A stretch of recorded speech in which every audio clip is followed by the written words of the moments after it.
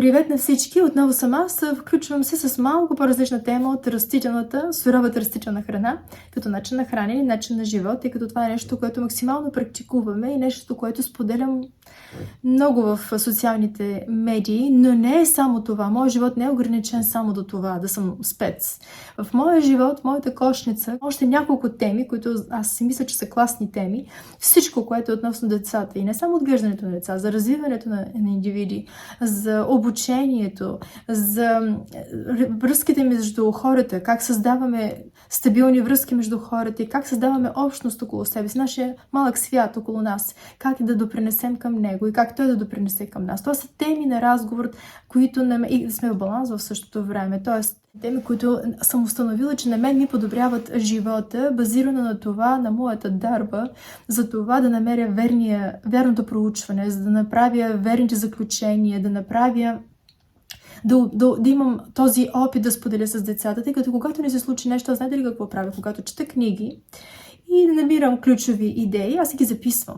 След което изпадаме в ситуация с децата и аз не че имам верния отговор, но имам някаква идея за това какво може да се подобри, какво може да се направи, как може да се подобри и споделяме с децата. И това е ежедневно при нас. Говорим непрекъснато на теми, които са общи теми. В повечето случаи сега, тъй като те са в период на обучението, се интересува, аз искам да направя система за обучение, което тях просто да им е не по-лесно, ами да могат самите те да се развиват в тази система.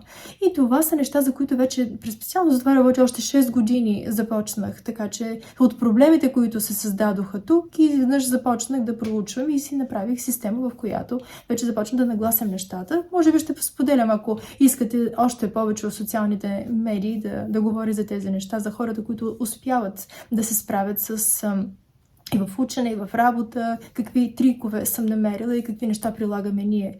Но също е важно и за света, който създаваме около себе си, как ние допринасяме, т.е. искаме да помагаме с тези идеи, по същия начин учи децата си, т.е. да прилагат нещата и да подпомагат хората, които с каквото знаят, да подпомагат хората, които са около тях и по този начин създават един свят, в който те искат да комуникират с тези хора и тези хора да допринасят те за тях. Виждате ли, това са все позитивни неща и не мога да отделя само едното, суровата храна, от ученето, от развиването или от взаимоотношенията, какви неща сме установили, от една пълноценна система, която всичко работи заедно и всички тези теми за мен са класни теми на разговор. Но това е от начина, по който моят подход към нещата, моят дар за това да проверявам, да пиша, да анализирам и с опита, който имаме и ако мога това нещо да го обратно да го предложа на хората и на хората около мен най-вече, на тези хора, които имат нужда, тъй като аз по моя път съм установила на неща, но в повечето случаи другите хора са по този път и те имат същите проблеми, макар да е малко и дори по-различен път, проблемите са едни и същи и аз мога да подпомогна за времето, което съм прекарала в проучвания и не казвам, че трябваше да направя моя си дял. Трябваше да мина през всички тези неща, за да ми се случат и за да изваря ползите от това нещо. Но идеята е да ги споделям. Толкова много години хората, които ме следват, може би 10 години, те са ми като ядро, защото те следват доста време, знаят за какво говоря, като че ли имат моята ценностна система. И за мен това нещо е уникално, защото аз не разчитам на прекалено много хора.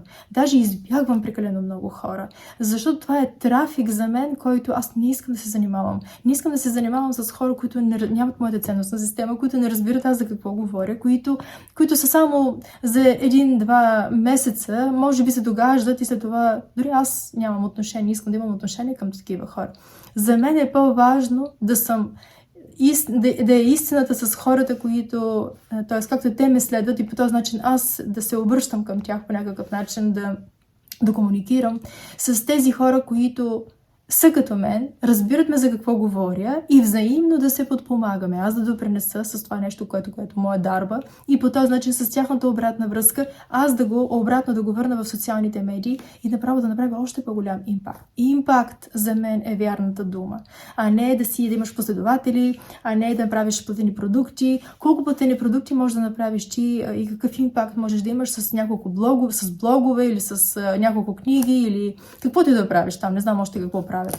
И идеята е за това, което смятам или което създадох вече. Те малко ме изпревариха нещата, тъй като аз докато ги създавах, нямах крайната идея за това какво е, но малко по малко я избистрям. И създадох този имейл лист, в който хората, които доста време ме следват, могат да се запишат и по този начин аз да имам директна комуникация с тях. Нещата, които мен ме вълнуват, нещата, за които правя моето проучване и нещата, които са ми ежедневни, мога да изпращам на тях и с обратна връзка аз виждам още по какво трябва да проработя, за да мога да подпомогна тази общност от тези хора, с които имаме един същ начин на мислене. Това имах предвид, когато говоря за този имейл лист, за да мога да събера хората, които държат на това да са по-близко до мен и хората, на които аз също държа. Представете си толкова много години и ти имаш прекалено много последователи и всички тези хора, страхотен трафик. Непрекъснато трябва да се съобразяваш с коментари, с всякакви коментари. Аз нямам лоши коментари, но като цяло представете си и такива коментари. Аз не искам да си загубвам нито менталната енергия, нито житейската енергия да се занимавам с такива хора, които даже нито аз познавам, нямам идея за това как те мислят. Дори те не ме знаят. Не знаят за това. Влезе са примерно в една седмица и не знаят моята ценностна система, не знаят това, за което аз държа и за какво говоря, да коментират и аз да обръщам в коментари. Това е за мен загуба на енергия и на потенциал. Представете си хората, които са в този здравословен начин на живот, където не е лошо, че сега толкова много се говори за него, но има страшно много ниши от хора, които се занимават на различни нива.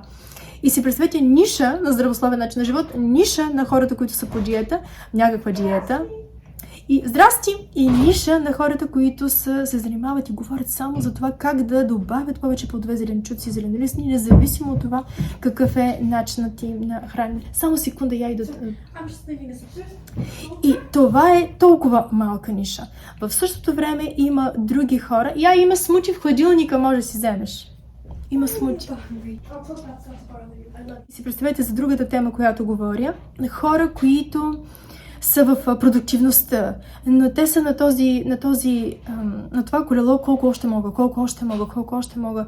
Не ми се занимава с тези хора, които да открият канала ми, да им говоря аз за продуктивност, която е за това как да си ефективен, но да имаш баланс и да освободиш време, т.е. да си ефективен с целта да освободиш време, да правиш нещата, които ти всъщност искаш да правиш.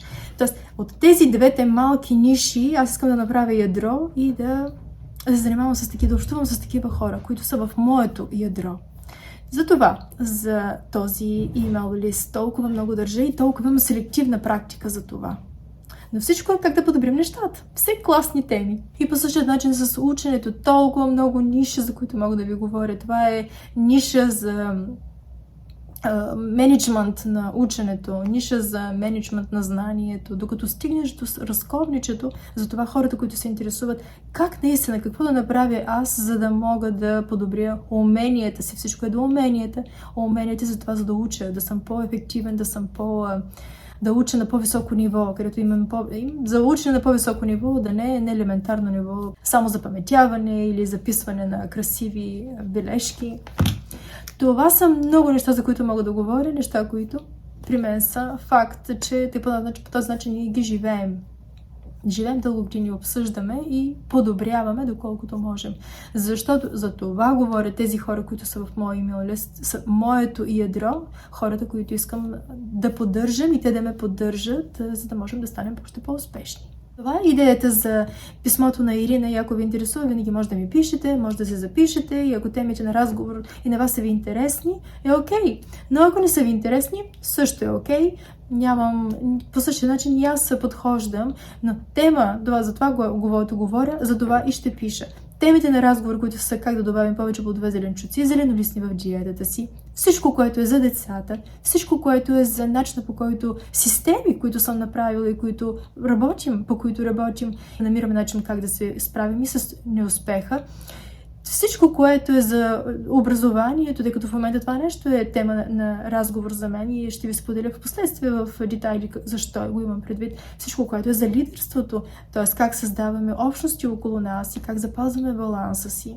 Това са теми, за които мен ме вълнуват, за които аз проучвам, които искам да споделям Така, ще продължа да споделям и за тях в социалното пространство, но в Instagram споделянето е като че ли по-накъсано. И там ежедневно каквото ми се случват неща, правя коментари. В YouTube мога да говоря по-дълго, но имейла ми позволява, това писмо ми позволява да опиша нещата, да ги комплектовам и да ги изпратя до вас. И по този начин аз, когато имате цялата идея заложена, вие може да ми направите обратна връзка, ако имате време или ако желаете, нещо, което аз да проанализирам и за което да споделя обратно. Това е страхотно.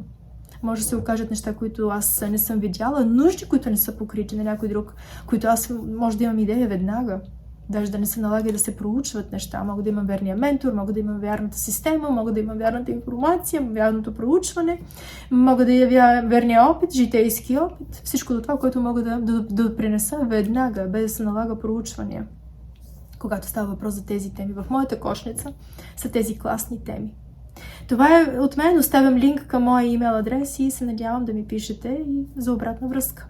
Това е от мен. Скоро. How was your Bali? Oh, it was really good. Miss Evans telling me that I should have corrections for my running, like how can I always keep the feet in front of you, like pointing and that stuff. And yeah, my mom gives very good advices. I should know she gives me this new perspective every single day. Like, where do you get all it from? I need to know. I love you. I love you too.